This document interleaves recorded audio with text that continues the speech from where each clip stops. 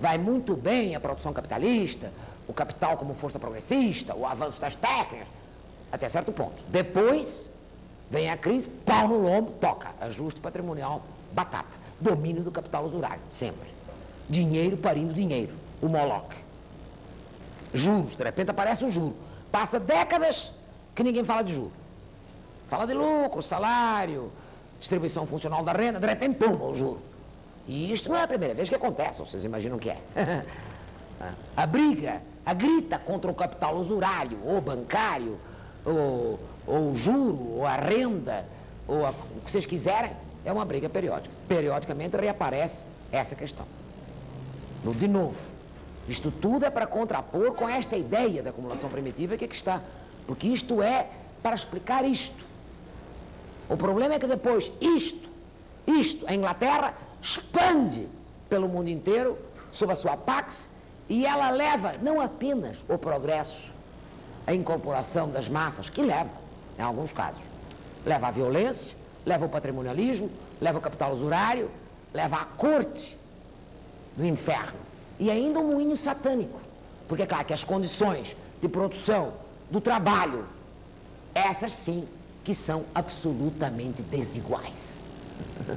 Você até pode discutir a perequação da taxa de lucro ao nível mundial e discutir a concorrência. Agora, eu desafio que alguém seja capaz de me dizer qual é a taxa de salário de equilíbrio da economia mundial, ou qual é as condições de reprodução da força de trabalho da economia mundial, ou qual é as condições de reprodução da miséria na economia mundial. A miséria hindu custava $100 há 30 anos atrás, e a nossa 100, 200, e a americana custava 1.000, tão miséria quanto outra. Sim, mas as condições de miséria estão dadas pelas condições de vida, e aí o capitalismo não é homogeneizante. Ele é universalizante na mercadoria, mas ele não é homogeneizante das condições de vida, das condições de técnica, das condições do desenvolvimento das forças produtivas. Isto é uma coisa que tem que ficar claro. Eu acho, se aqui alguém achar o contrário, vamos discutir, mas eu acho que isto aqui é tão indiscutível. Às vezes tu tem um empirismo em cima. Esta minha afirmação está não apenas carregada de teoria, porque eu, sendo da periferia, fui formada nesta teoria, graças a Deus, porque às vezes até gosto. Ainda bem que não sou só marxista de origem, também sou cepalino, o que ajuda pra caceta, porque assim não há pedal que aguente. Como toda a ideia da universalização, quer das forças produtivas, quer das condições de trabalho, quer das condições do Estado, da relação do Estado com a sociedade, quer das condições da técnica, trata-se de uma maluquice.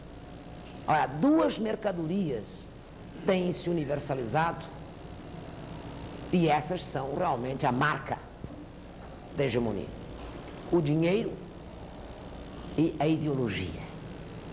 É impressionante o estrago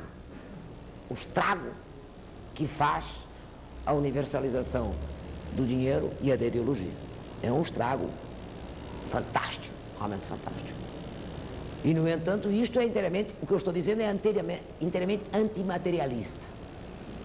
Mas é porque eu sustento que neste nível, no nível do poder local e nacional, no nível do desenvolvimento das forças produtivas, no nível das condições de vida da classe trabalhadora,